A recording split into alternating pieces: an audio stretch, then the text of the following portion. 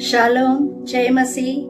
फिर से एक बार रेवरेंड सैंड्रा आपके बीच में हाजिर है और स्वागत है इस खुदा की आवाज चैनल में। हम एक सीरीज कर रहे हैं जो कल हमने देखा कि कुछ सवालों का जवाब हमको मिल सकता है इतनी सी बात यीशु के साथ करने से। तो आज हम दूसरा एपिसोड के साथ मैं आपके सामने हाजिर हूँ। तो आज हम किस सवाल के ऊपर अध्ययन करेंगे? हम आज उस सवाल के ऊपर अध्ययन करेंगे जो आमतौर पे सभी जन पूछते हैं, कब तक? हे प्रभु, कब तक? हे खुदा, कब तक? लेकिन आज मैं आपके बीच में आई हूँ ये कहने के लिए कि इतनी सी बात उस खुदा के साथ करने से आपको हर सवाल का जवाब मिल सकता है। तो आइए हम शुरू करते हैं इस सवाल का जवाब के लिए। मेरे प्रिय दोस्तों, ये कब तक ये सवाल हर एक के दिमाग में होता है ना? जरूरी नहीं कि ये सवाल जो है सिर्फ हमारा आयु को लेकर हो सकता है या ये सवाल किसी हालात को लेके हो सकता है। ये सवाल आप हर उस व्यक्ति के जुबान से सुनोगे, कब तक? हो सकता है एक गर्भवती स्त्री के जुबान में भी यही सवाल हो, कब तक? एक मुसाफिर जो लंबा समय से ट्रेन का इंतजार कर रहा है, उसके जुबान से भी आपने सुना होगा, कब तक, कब आएगी गाड़ी, है ना? आपने जो एक विद्यार्थी है वो एडमिशन के लाइन में खड़ा है, उसके जुबान से भी ये सवाल निकला होगा, कब तक मेरा नंबर कब आएगा, है ना? ये जो बीमार व्यक्ति है उसने भी ये सवाल किया होगा खुदा से, कब मुझे चंगाई मिलेगी, कब मैं इस मुसीबत से बाहर आऊंगा? या जो एक सफलता के लिए बहुत लंबे समय से प्रतीक्षा कर रहा है, उसके जुबान से भी ये सवाल आया होगा, कब तक? आप कई समस्याओं में, कई परिस्थितियों में आपने हर एक की जुबान से ये सवाल सुना होगा। लेकिन आज मैं कहने आई हूँ, आपका हर एक सवाल का जवाब वो खुदा है, उसके साथ इतनी सी बात करने से आपको आपका उत्तर मिल सकता है और आपको हर दर्द से मुक्ति मिल सकता है। ये जो सवाल है, कब तक, हर उस दर्द से भरा हुआ दिल से निकलेगा, प्रकट होगा। और यहाँ पर हम भजन संहिता के किताब का 13 का 1 और 2 को पढ़ेंगे। यहाँ पर भजन संहिता में इस स्तोत्रगार भी कुछ 4 ऐसे सवाल उस खुदा से कर रहा है। आइए सुनते हैं उसका सवाल क्या है। वो कहता है, परमेश्वर तू कब तक? क्या सदैव मुझे बुला रहेगा? तू कब तक अपना मुकड़ा मुझसे छिपाए रहेगा? तीसरा सवाल, मैं कब तक अपने मन ही मन युक्ति करता रहूं और दिन भर अपने हृदय में दुखित रहा करूं? चौथा सवाल, कब तक मेरा शत्रु मुझ पर प्रबल रहेंगे?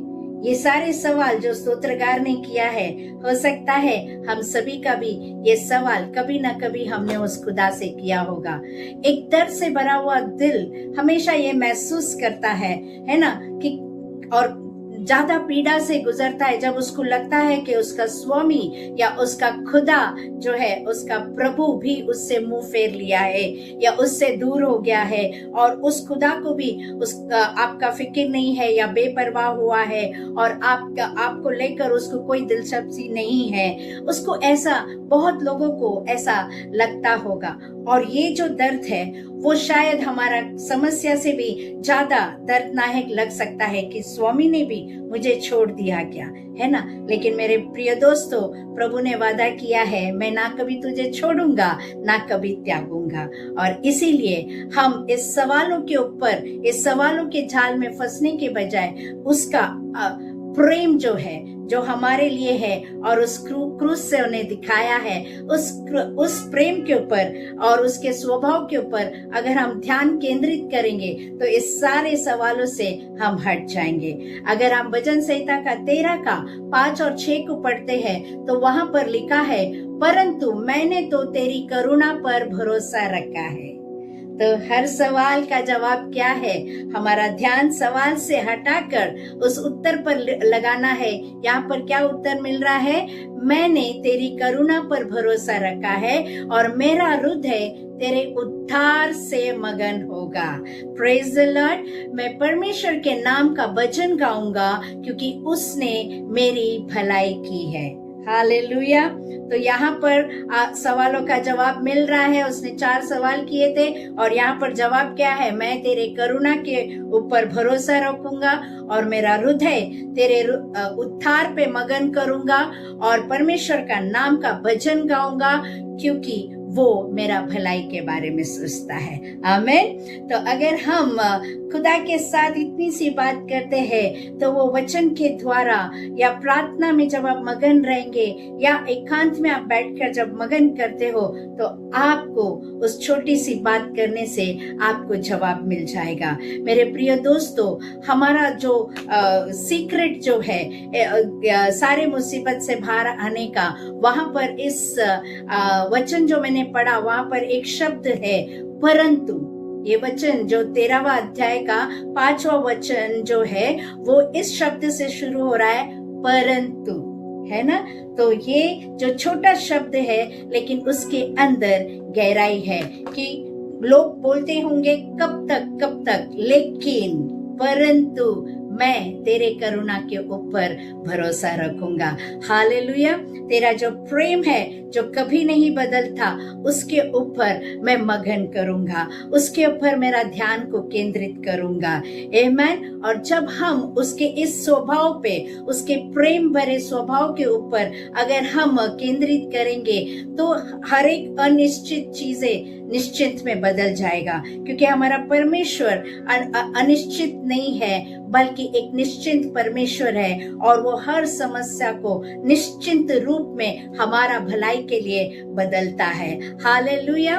और इसीलिए उसके महान प्रेम के ऊपर हमें फोकस करना है। और अगर हम उसके महान प्रेम में फोकस करेंगे तो परिस्थितियां मुझे उसके प्रेम से अलग नहीं कर पाएगा, या उसके प्रेम के और मेरा दृष्टि अंधापन के समान नहीं व्यवहार करेगा, बल्कि मेरे हर कदम पे मुझे उसका प्रेम दिखेगा, उसका प्रकाश दिखेगा, उसका मार्गदर्शन मुझे दिखेगा और मुझे समझ में आएगा उससे मेरा बहुत परवाह है, क्योंकि बाइबल बताती है कि वो मुझे अपने आंखों के पुतली समान संभालता है। और इसलिए मेरे प्रिय दोस्तों, मैं आपसे कहना चाहती हूँ, आपकी हालातें, आपके सवाल जो है उसके द्वारा आप उसके प्रेम को तोलमोल मत कीजिए, मापिएगा नहीं, क्योंकि उसका प्रेम को आप बिल्कुल माप नहीं कर पाएंगे। इसलिए भजन संहिता या स्तोत्रगार कहता है कि मैं विश्वास करता हूँ और मुझे पता है और मेरा हृदय हमेशा झूमेगा, क्योंकि मुझे पता है तू है मेरा छुटकारा देने वाला, हर सवाल का जवाब देने वाला। और मेरे बस देरी है कि मैं उस खुदा के साथ इतनी सी बात करूं और मुझे हर सवाल का जवाब मिलेगा और मेरे दिल में एक गीत आएगी और गीत के द्वारा मैं उसकी स्तुति करूंगा। है ना, हम ये गीत गाते हैं, यीशु तू अच्छा है, यीशु तू बहुत अच्छा है। हालेलुया। है ना। तो जब हम ये गीत को गाते हैं, यीशु तू अच्छा है, यीशु तू अच्छा है, तू बहुत अच्छा है। और जब हम शब्दों में कहते हैं, सिर्फ गाने के लिए नहीं बल्कि इस हृदय में भी ये शब्द का अर्थ गहराई से होना चाहिए, तभी ही कोई सवाल, कोई परिस्थिति हमें उसके प्रेम से अलग नहीं कर पाएगा, क्योंकि वो आपको हर चुनौती से, हर दुख की जगह से, हर बंधन की जगह से, हर कठिनाई की जगह से छुटकारा देने वाला, बचाने वाला आपका खुदा आपके अंदर बस रहा है। हालेलुया। और उसने आपके सवाल से पहले, आपकी परिस्थितियां आपके सामने आने से पहले, उस कठिनाइयों से बाहर निकलने का प्लानिंग उसने पहले से किया है। हर दुख की जगह से बाहर निकालने का प्लानिंग उसने पहले से किया है। हर बंधन से, हर बीमारी से छुटकारा देने के लिए, चंगाई देने के लिए उसने पहले से योजना बना के रखा है। तो हमें डरने की जरूरत नहीं है और आपका दिल जो है खुशी से गीत गा सकता है। अगर हम निर्गम के किताब को अच्छे से पढ़ेंगे तो वहां पर हम देखते हैं कि जब खुदा ने मूसा के द्वारा उस मिस्री से इजराइल का लोगों को जब बचाया, तो उनका सफर जो था लंबा था, बहुत कठिनाइयों से भरा था, बहुत सवालों से भरा था, और उसके बावजूद भी वो लाल समुद्र उनके लिए एक जरिया बना, जहां पर इजराइल का लोगों को ये लाल समुद्र उनका छुटकारा का कारण बना। और वही लाल समुद्र उनके दुश्मन, उस मिस्री लोगों को, उस फैरो राजा और उनके साथियों को जो है वहां पर उसी लाल समुद्र में उनका नाश हुआ, यानी दुष्ट लोगों का वहां पर नाश हुआ। और भलाई जो प्रभु के ऊपर विश्वास रखे हुए हैं और प्रभु के साथ बात कर रहे थे, सवाल कर रहे थे, उनको वो लाल समुद्र एक जरिया बना, एक माध्यम बना उनको वहां पर छुटकारा देने के लिए। हालेलुया। और इसीलिए निर्गम के किताब का वहां पर एक वचन में हम देखते हैं, जब उनको छुटकारा मिला तभी इजराइल के लोगों ने एक गीत को गाया, है ना, कि उन्होंने पहचान लिया कि जिस मुसीबत से या जिस कठिनाई से या जिस मुश्किल घड़ी से या जगह से उन्हें छुटकारा मिला है, वो सिर्फ संभव हुआ उस खुदा के द्वारा, वरना नहीं मुमकिन था।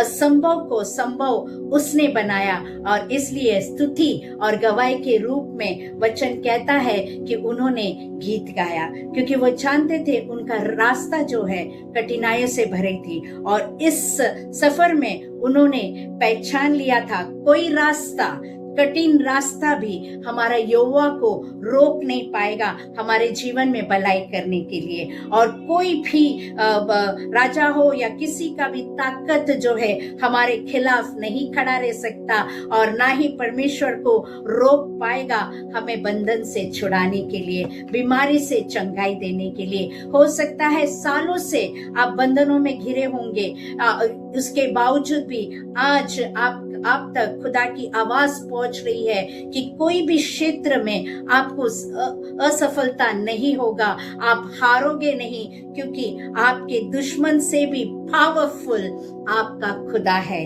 जिसका इस वक्त आप आवाज सुन रहे हो और जिसके द्वारा हम उस खुदा से बात कर रहे हैं। वो छोटी सी बात जिसके द्वारा हमारा हर समस्या का, हर सवाल का हमें जवाब मिलता है। मेरे प्रिय दोस्तों, बाइबल बताती है कि टूटे हुए दिल के करीब होता है यहोवा। कोई भी डिस्टेंस जो है, दूरियां जो है, उस परमेश्वर के लिए बंधन नहीं है आपको छुटकारा देने के लिए, क्योंकि आप उसके लिए बहुत ही अनमोल हो, है ना। वचन कहता है कि आप उसके लिए अनमोल हो, और इसीलिए वो कहता है कि आपकी हर एक शोक को वो नृत्य में बदल देगा। He will change your mourning into a dancing। और आपके हृदय में वो एक ऐसा गीत को डालेगा जिस गीत के द्वारा आप झूमोगे, नाचोगे और उसका नाम का गवाही देंगे। Hallelujah, praise the Lord. तो आज हम इस कब तक इस सवाल का जवाब मैं उम्मीद करती हूँ आप सभी को मिला होगा, और आपके अंदर वो यकीन बढ़ते जा रहा है कि कोई हालत, कोई सवाल, कोई समस्या, कोई कठिनाई मुझे मेरे प्रभु से दूर नहीं कर सकता। बस देरी है तो उसके साथ वो छोटी सी बात करने के लिए जिसके द्वारा मुझे जवाब मिलेगा। हालेलुया। प्रभु आप सबके जीवन में शांति बनाए रखे और आपके चुनौतियों में परमेश्वर आपको बल दे, सामर्थ्य दे, और उसके सामर्थ्य और अभिषेक से भरकर आप अपने जीवन को आगे बढ़ाए। आमेन। God bless you.